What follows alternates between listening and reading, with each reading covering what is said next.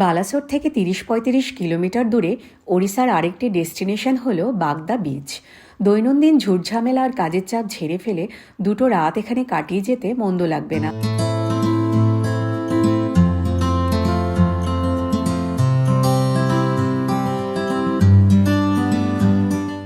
থাকার জন্য বেছে নেওয়া যেতেই পারে সমুদ্রের পাশেই গজিয়ে ওঠা বেশ কিছু কটেজ বা ইকো ক্যাম্পের কোনো একটিকে। আমরা ছিলাম মা ইকো ক্যাম্পে, সমুদ্র থেকে ৩০০ মিটার দূরে, আর অবশ্যই পেট ফ্রেন্ডলি। এখানে সমুদ্র জোয়ার ভাটার সাথে আসা যাওয়া করে, তাই তার দেখা পেতে হলে ঘড়ি ধরে বিচে যেতে হবে।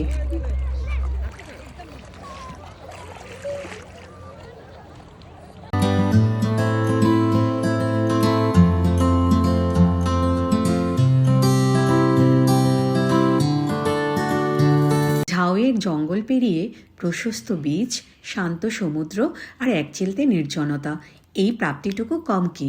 তবে ডিসেম্বরে এখানে সূর্য ডুবে গেলেই ঠান্ডা পড়তে শুরু করে, আর নাইট লাইফ তো জিরো। তাই সন্ধ্যের পর হোটেলে বসে আগুনের তাপ নিতে নিতে বারবিকিউ করা ছাড়া বিশেষ কিছু করার থাকে না। খাবে তো তুমি? খাবে? বেশিরভাগ হোটেলগুলোতে পার পার্সন পার ডে 4 বেলা খাওয়া আর থাকা সমেত প্রাইস ধরা হয়। সেটা 1500 থেকে 3000 পর্যন্ত হতে পারে। সকালে লুচি পরোটা, দুপুরে কাঁকড়া, চিংড়ি, পমফ্রেট, চিকেন, সন্ধেবেলা চা পকোড়া আর রাতে চিলি চিকেন। মোটামুটি সারাদিনই খাওয়া দাওয়া চলতে থাকে। মা ইকো ক্যাম্পের খাবার কিন্তু বেশ সুস্বাদু, আর ছেলেগুলো সারাদিনই হাসি মুখে অক্লান্ত পরিশ্রম করে যাচ্ছে কাস্টমারদের খুশি করার জন্য।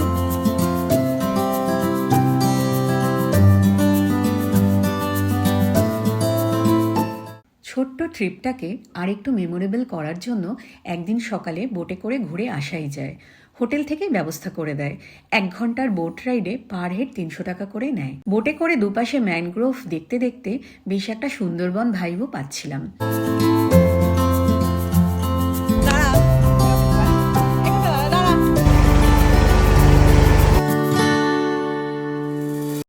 এখানে রাস্তার হাল অনেক জায়গায় বেশ শোচনীয়।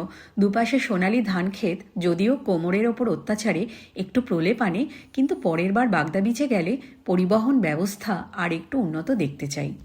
এসো হনু। হ্যালো।